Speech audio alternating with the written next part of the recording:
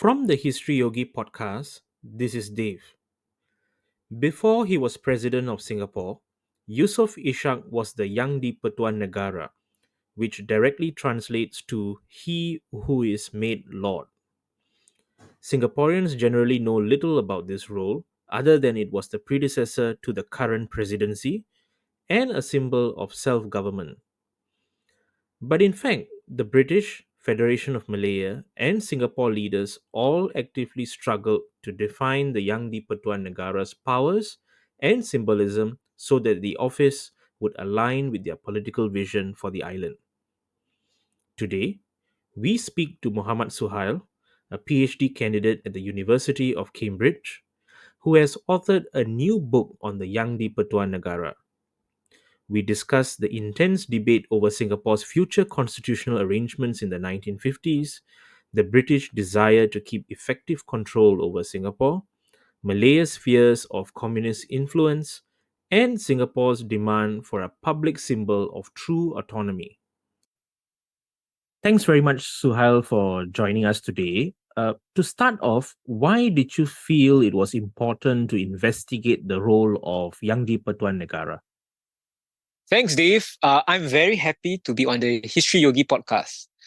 I believe that the young di-Pertuan Negara has often been portrayed as a passing landmark in Singapore's history, significant enough to be mentioned, and yet not significant enough to warrant a thorough investigation by historians. It's one of those things that are so visible to the extent of being invisible. You can take a look at any historical work or textbook on Singapore during the 1950s and the 1960s. The young di-Pertuan Negara has always been there. So personally, I have been curious about this understudied, mysterious office because it was styled with such an ostentatious title, which some of the listeners may easily recognize as akin to titles used for Malay royalty. As a historian, I felt that this neglect is troubling because the office has for so long been taken for granted as a mere forerunner to the Singaporean presidency, or perhaps a strange construction from the bygone period of merger and separation. But the office must have been important enough to the people of that time for it to be memorialized time and time again in so many sources and in so many narratives. What nationally significant moments are we forgetting because of this neglect? There is and has to be a deeper, more enriching story, a story about Singapore's past that demands a telling. But I honestly think that this neglect is somewhat understandable because of mistaken impressions about parliamentary heads of state. It is important to correct the perception that these supposedly ceremonial offices were rather isolated from the politics of the day. So this is simply not true of the young di-Pertuan Negara, and neither is it true in the cases of other countries that adhere to the Westminster model of government. This model invests in the head of state the dignified aspects of government, similar to the role of the British monarch in the United Kingdom. These heads of state largely perform legitimizing functions like appointing key officers, signing bills into law, or gracing state functions, and not so much the power to make laws, dispense economic wealth, or issue directives, which fall under the job scope of ministers and parliament. Even though these heads of state are supposedly neutral and presumably independent of party politics, the selections, actions, and dispositions undertaken in the name of these officers are inherently political. I felt that there is a more complicated story regarding relations of power to be told when we dismantle these so-called ceremonial officers and cast them in a more critical light. Furthermore, it is important to investigate the role of the young di-Pertuan Negara because it would recover underappreciated aspects of Singapore's political heritage. First, concerning the island's connections with the Commonwealth of Nations, countries that share the predicaments of being former components of the British Empire. Second, concerning the Malay world, Singapore has never been separated from the larger region. And third, concerning the global south, a world community that shares the experience of colonialism and domination by Western powers. And now, as a collective, stands for a shared commitment to the equality of all nations. So, Singapore's position in these three global orders came with different sets of values, political cultures, and hierarchies. Therefore, the Yang di-Pertuan Negara was more than just a forgotten state institution or a parochial construction for national purposes. If we dig deeper, we begin to see how such an office reveals the nicks and crooks of what Singapore was like during the fascinating period of decolonization. It illuminates the competitive nature of the political landscape of the day, and it exposes understudied global dimensions of the island's history. Now, set the scene for us. What were the considerations and concerns of the British, Federation, and Singapore leaders regarding constitutional changes in the mid 1950s? So, Dave, in the mid 1950s, the British, under the new conservative government, were adamant to hold on to pretensions that Britain remain a great power in spite of its economic and strategic weaknesses. So, following the devastation of the Second World War, the rise of the two superpowers, the United States and the Soviet Union, also overshadowed Britain's global influence. Empire remained a critical part of British calculation, or to be more accurate, miscalculations, to maintain their dominance. Based on this worldview, British plans for Singapore was that it should remain under colonial rule because British bases on the island were important to maintain their strategic interests in the region, whether to deter communist aggression or maintain stability for British businesses. Bear in mind, at this time in the 1950s, British and Commonwealth forces had been fighting a violent war with the Malayan Communist Party, or the MCP. The rise of communism as an anti-business, anti-British force undermined Britain's strategic interests in the region. British desire to remain a great power and to maintain their paramount status required them to be the final arbiter of Singapore's fate. But they couldn't go around doing as they pleased because the global context was very different from the period before the Second World War. But due to the pressure of the global community, which became increasingly intolerant towards colonialism, the British also had to ensure that demands of self-government in its colonies, in their colonies, which included Singapore, among others, needed to be placated. Otherwise, Britain might lose global legitimacy. Leaders of the Federation of Malaya, in the meantime, demanded independence. To achieve this, there were two requirements. First, they had to ensure that the communist threat from the MCP remained at bay. Second, there must be some agreement on the political arrangement between the different racial groups in Malaya. What would citizenship laws look like for non-Malay Malayans in a post-colonial Malaya, where the Malays maintain political dominance? What role would the Malay Rajas and Sultans play? What rights would each racial community have? After the Second World War, Singapore was already constitutionally separated from the Federation, even though both entities were still British dependents. Adding Singapore into the Federation mix, with Singapore's dominant Chinese population and reputation for being a hub of communist underground activities, would overcomplicate negotiations for Malayan independence. Finally, Singaporean leaders, like their counterparts in the Federation, also wanted independence for Singapore. Despite their political affiliations, they were unanimous about one thing, that Singapore should not remain a British colony forever. The only realistic way for them to get rid of colonial rule was to achieve merger with Malaya, because first, it was thought that Singapore was too weak and too small to be able to survive as an independent sovereign state. Second, the British would never trust an independent Singaporean government to safeguard their military and business assets on the island. But as part of a larger, stable Malaya, a restive Singapore could be kept in check by the anti-communist government in Kuala Lumpur. What Singaporean leaders could not agree on, however, was the shape and form of how best to achieve merger. Since the Tengku was resisting merger, in the medium term, Singaporean leaders needed to ensure the people of Singapore could hold their dignity despite being colonial dependents of Britain. Furthermore, by the 1950s, the world was already decolonizing, and the political currency of the day was anti-colonialism and self-determination.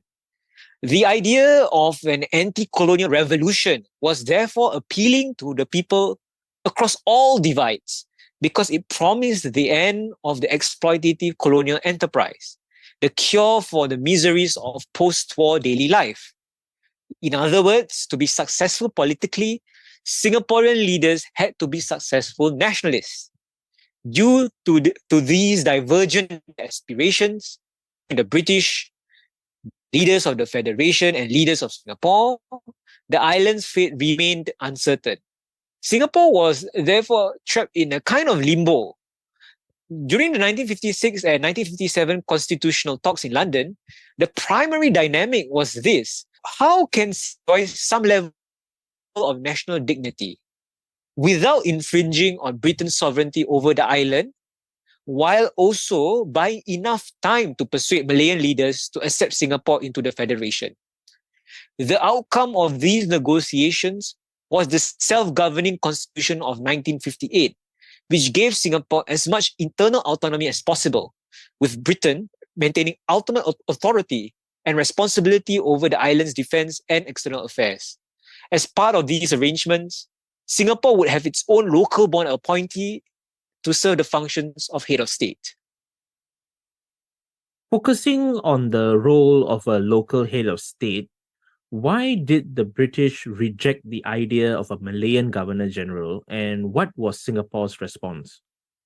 So Singaporean leaders, under the direction of Chief Minister David Marshall, initially proposed the establishment of a Malayan or local-born Governor General who would not only serve as a politically neutral crown representative, but also become a symbol to inspire Singaporeans to believe in a future free from colonial rule.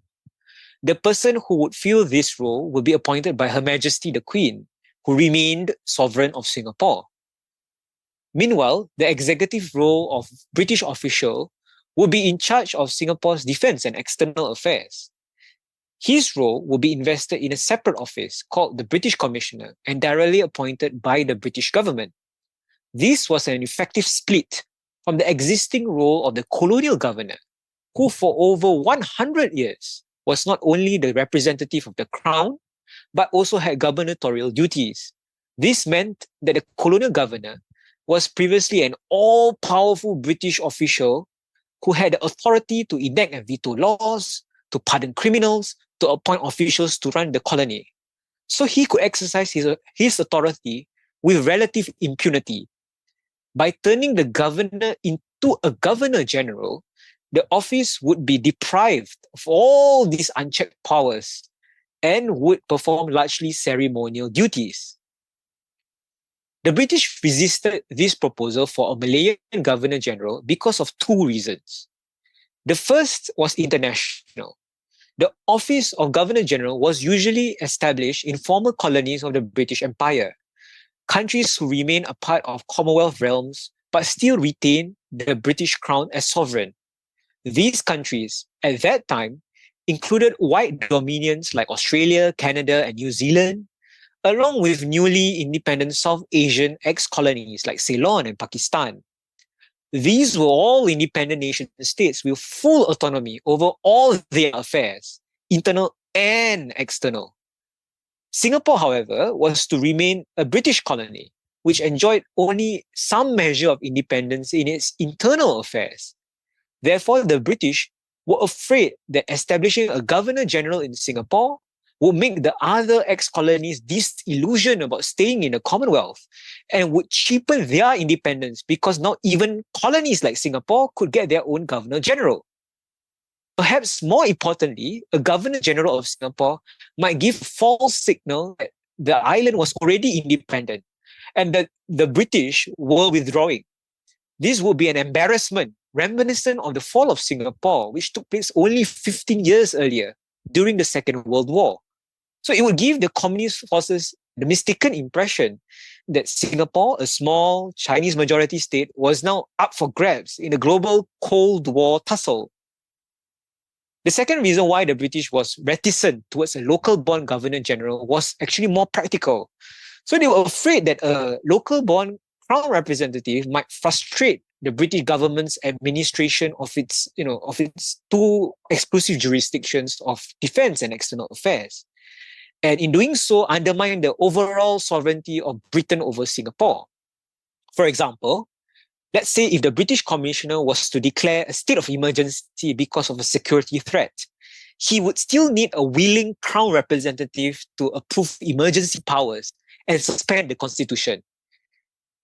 Edicts, directives, and policies relating to defense and external affairs would also need the endorsement of a locally born, non-British person for them to have the force of law.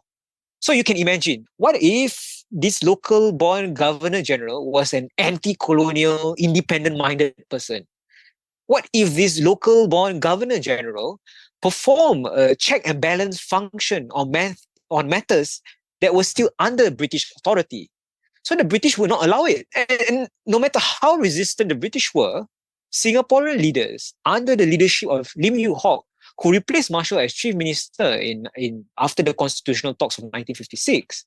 So the Singaporean leaders were adamant to keep this idea of a Malayan governor general because they thought that such a figurehead would enchant the masses and give the impression that Singapore was independent, even though it remained a colony.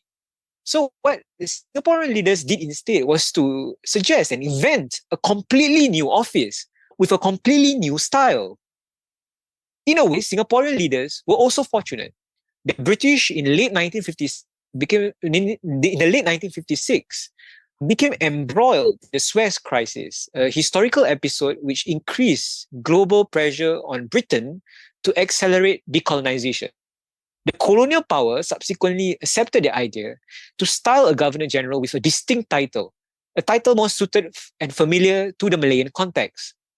And thus, Singaporean leaders came out with the Yang di-Pertuan Negara, modeled after the Yang di-Pertuan Agong, the king of the Federation of Malaya.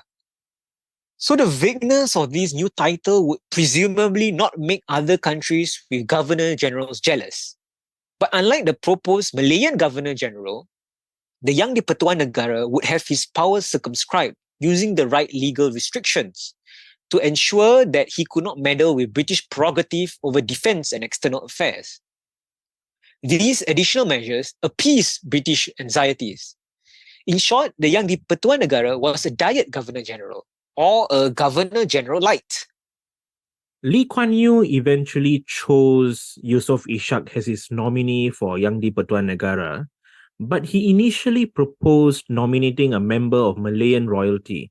How did the Singapore leadership's decision-making evolve?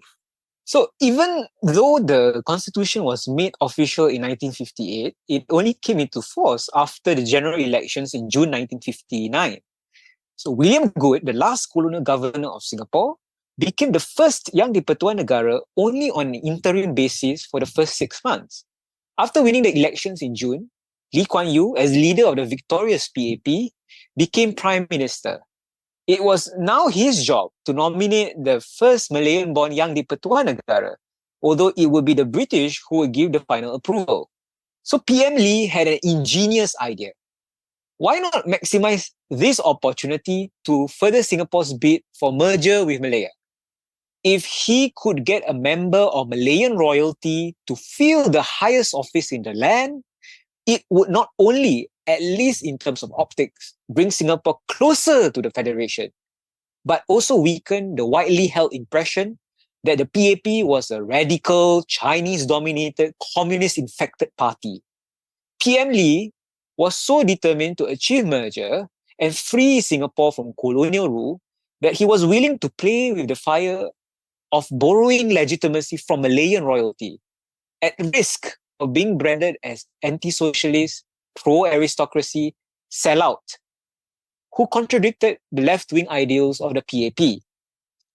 Declassified official documents show that PM Lee tried to scout for potential royal candidates. One of them rumored to be the older brother of Tengku Abdul Rahman, who was also a prince from the Malayan state of Kedah. Besides him, the descendants of Sultan Hussein, the former Sultan of Johor, who signed the 1819 treaty with Raffles, still lived in the premises of the Istana Kampung Glam and could have been potential candidates. However, members of this defunct royal family became embroiled with a lot of social problems, and the most senior member of the family was even declared a bankrupt. Thus, for these obvious reasons, they were mostly unsuitable. And then there was Tun Abdul Razak, the Malayan Deputy Prime Minister, who casually asked PM Lee to appoint a retired Malayan minister. But PM Lee did not want the role of young di-Pertuan Negara to become a cushy retirement job for Malayan politicians. In the end, PM Lee failed to get a willing royal of repute, someone of sufficient integrity whom Singaporeans of all races could respect.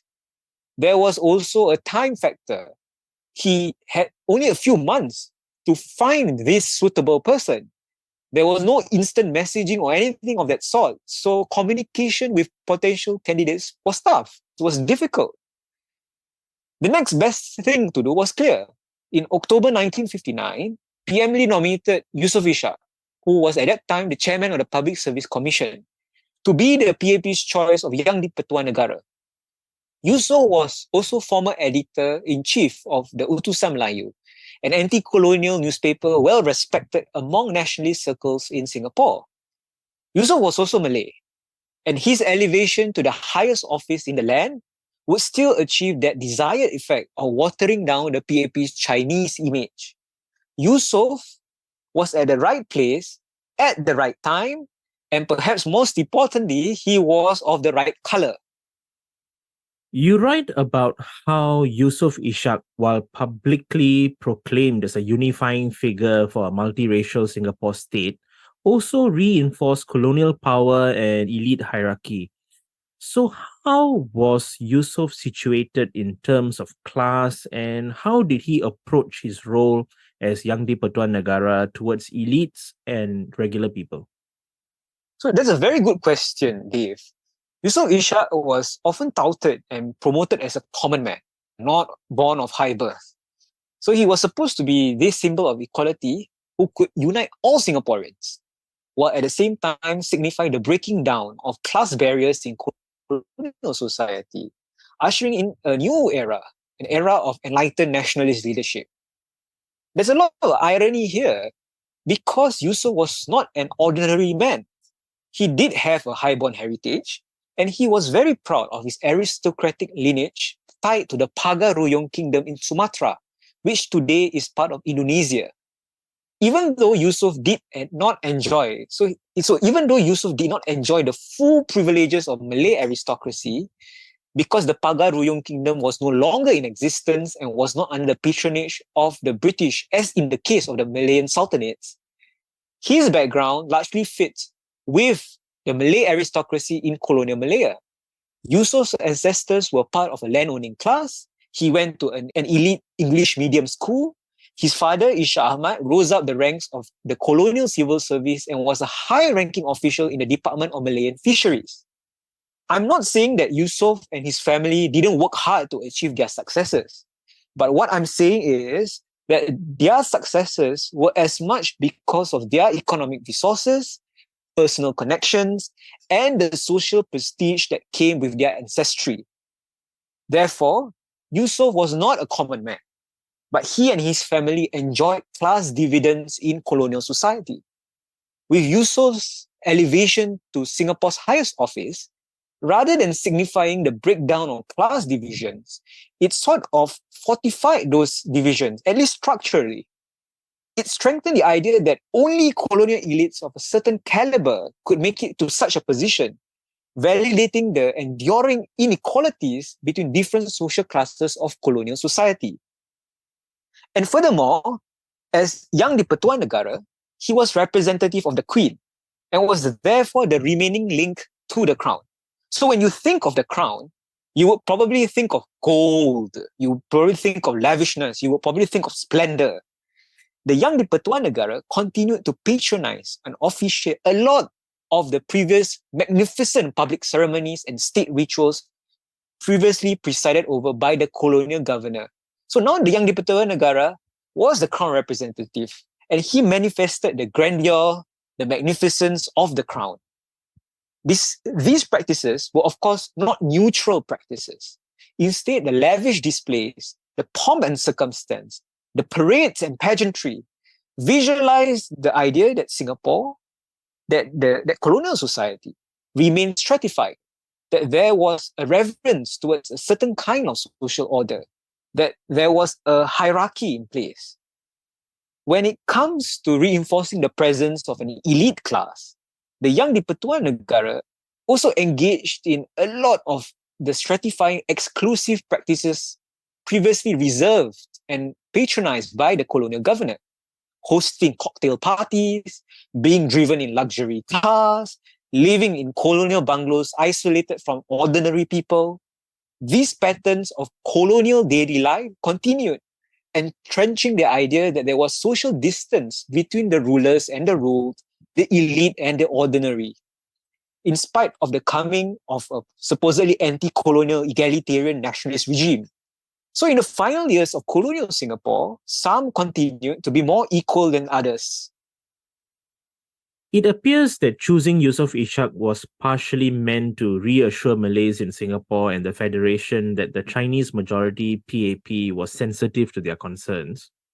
At the same time, the PAP envisioned the young di-Pertuan Negara as a unifying symbol of Malayan culture. What were the pressing Malay concerns at the time, and why was Yusof Ishak ideal for this unifying task? So that's a very good and complicated question. So Dave, I mentioned earlier that Yusof was meant to blunt the PAP's Chineseness. There was indeed a more complicated dynamic at play in the historical context. Why was it so important for the PAP to appear less Chinese? Singaporean Malays in late colonial Singapore was the most disadvantaged racial community because it was lacking in a business owning class. It was lacking its own class of English educated elites. There was Malay underrepresentation in the elite income strata, and Malays had low levels of disposable wealth. The key reason for this disparity along racial lines was because of exploitative colonial capitalist system. Immigration was left largely uncontrolled by the British, and the Malay trading class was wiped out to make way for expat British capital. Colonial policies ossified the racial community to rural sectors rather than pushing them to be active participants in the capitalist economy. Under these circumstances, the idea of special indigenous rights was included in the self-governing constitution at the insistence of Malay political parties in Singapore. This clause of indigenous recognition was meant to protect the social, cultural, and economic interests of this community from being marginalized by the majority race. Upon coming into power, the PAP government had to assure Singaporean Malays that despite being a Chinese-dominated party, the PAP could take good care of them and not sideline their interests. The party also had socialist leanings. Its policies were geared towards creating a more equal society regardless of race. But this was not enough because policies take years, if not generations, to have substantial effect. Furthermore, Malay political parties in Singapore did not help the PAP's cause as they continuously blamed the government for neglecting the Malays. If not handled well, the PAP could have lost the trust of Malays. A more visible assurance was needed to persuade this racial community that the PAP government was on their side. And what could be a more assuring symbol than Yusof Ishak, who was well known as a champion of Malay interests during his time as a journalist. By elevating him into such a prestigious office, it was an important signal of the PAP's intentions that the party would live up to the spirit of the new constitution and that it would take good care of the Malay minority. So it's some sort of peace offering, if you will, to the community. Furthermore, a visible non-Chinese person serving as the representation of Singapore would also generate the idea of inclusivity, intercommunal harmony, and respect among the different races. Singapore was and continues to be a multiracial nation and not a Chinese country. So, Dave, when you asked about the racial dimension just now, you are also right to hint that there were deeper bilateral implications. The PAP wanted to show the Federation government was serious in respecting the rights of the Malays as the indigenous community of not only Singapore, but also of Malaya as a whole. The PAP would not do anything to threaten the idea of Malay's special position in the Federation, which was the political premise of the ruling alliance government, led by the Tengku and the United Malays National Organization, UMNO. So in doing so, PM Lee and the PAP hoped to advance the cause of merger, and only then could Singapore be completely free of colonial rule. From your study of the role of young di-Pertuan Negara and Yusof Ishak, what should Singaporeans take away about our decolonization and nation building process? Personally, I think the most important message that the book offers, which speaks directly to the concerns of today, is that the idea of nation building is firstly continuous and secondly democratic. Decolonization was an uncertain, heated, and momentous process for Singapore, undertaken at a specific period of time in the past. But the British have left Singapore, and Singapore today is a fully sovereign, independent nation. If we take decolonization simply as a political handover, then decolonization is really over. However, the generation of Lee Kuan Yew and Yusof Ishak grappled with predicaments similar to what we face today. The idea that the future is always uncertain and complex, that Singapore as a small entity needs to survive in a world of flux, and that unforeseen challenges lurk no matter how best we prepare for them. What would take Singapore forward, true then as it is today, is the idea of national values, whether it be meritocracy, equality, multiracialism. We need these values as an important compass to navigate the choppy, treacherous, uncharted waters of the future, to move forward together as a nation. But the book also argues that the government can never have absolute control over what these values actually mean to every single Singaporean, even if the political leaders try.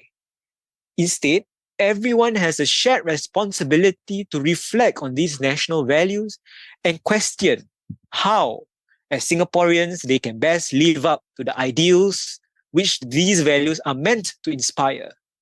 Only then could the idea of the nation as a community become real. Genuine nation building needs to be a democratic exercise. Singaporeans, as individuals, as families, as social groups, have to seize the initiative and define for themselves what these values mean to them. Nation building is a never-ending struggle, but through this shared struggle, Singaporeans across all divides would be able to forge bonds which even the most terrible of crises cannot break.